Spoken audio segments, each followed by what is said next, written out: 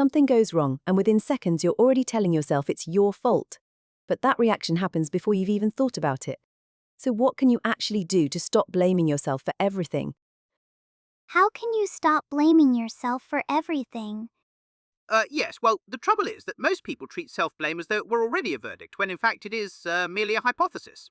And hypotheses require testing. So, what one ought to do, and this is rather straightforward once you see it, is ask three questions.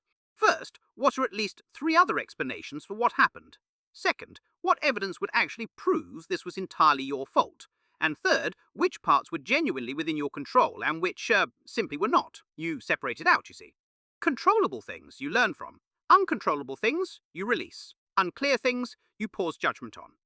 And then, this is the important bit, you convert the whole sorry mess into a specific plan. Not I am the problem, but rather, next time I will do this differently. Put simply, blame is a question, not an answer. How can you stop blaming yourself for everything? Okay, so the thing is, when self-blame hits really hard, really fast, that's not careful thinking. That's just panic. Your body's already in threat mode before you've even had a chance to actually look at what happened. So the first thing, and I know this sounds almost too simple, is just slow down. Like, breathe. Actually breathe. Unclench. Because you can't think straight when everything in you is already bracing for consequences. And then, name what you're actually feeling, because a lot of the time it's just fear. Fear of what people think, fear of what comes next. Once you've done that, once things are a little calmer, then you can look at the actual situation and figure out one concrete thing you can do. Clarify something, ask for feedback, set a boundary, I don't know, something that actually helps instead of just punishing yourself over and over. Hey, friend, can we just sit with this for a second? Because the moment you start asking whose fault is this, you've already kind of closed a door. And what I've found is that a much gentler question, a much more useful one, is just what helps from here?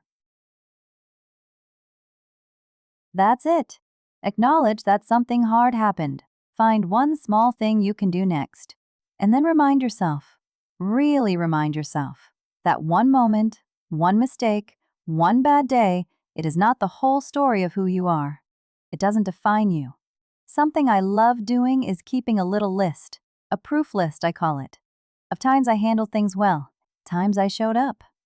Because when everything feels heavy, your mind needs something to hold on to, something that says, hey, you've done this before, you've come through before, and friend, you will again. How can you stop blaming yourself for everything? Oh, baby, let me tell you something. Half the time when you are sitting there blaming yourself, what you are actually doing is sitting on top of a whole pile of feelings you ain't dealt with yet. Shame, sadness, anger.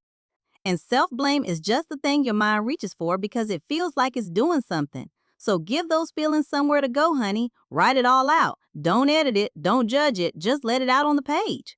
Or talk to yourself the way you would talk to somebody you actually love. Because here's the thing, sweetie. You can hold yourself accountable without insulting yourself while you're doing it. You can say, I don't love what happened and I'm going to fix it, and I am not going to tear myself apart in the process. That is not lowering your standards, baby. That is having some basic dignity.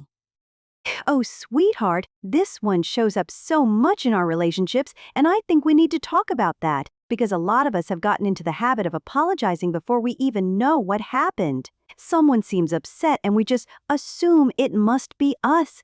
And what that does over time is it teaches the people around us that we'll carry things that aren't ours to carry. So, what we can start doing, dear, is asking instead of assuming. Just a simple, can you help me understand what happened there?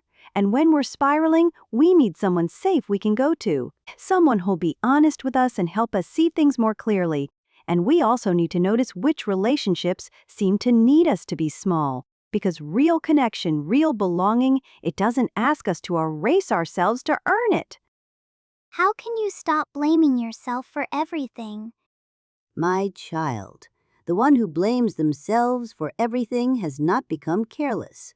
Often, they have simply never learned to separate what they could change from what was never in their hands to begin with.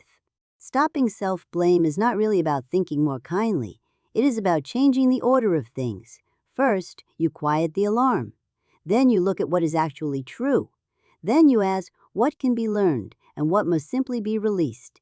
But the feeling underneath, the shame, the fear, that must be given somewhere safe to go, or it will keep returning with its verdict already written. And in the company of others, it means learning not to shrink yourself in order to stay close. The goal was never to escape responsibility. It was always to hold it honestly, without letting every stumble become a measure of your worth. That is a quieter kind of strength, but it is the kind that lasts. If you made it this far, you're gonna want to see what comes next. Hit subscribe so you don't miss our next video, and click the video on screen now to keep learning more. See you in the next video.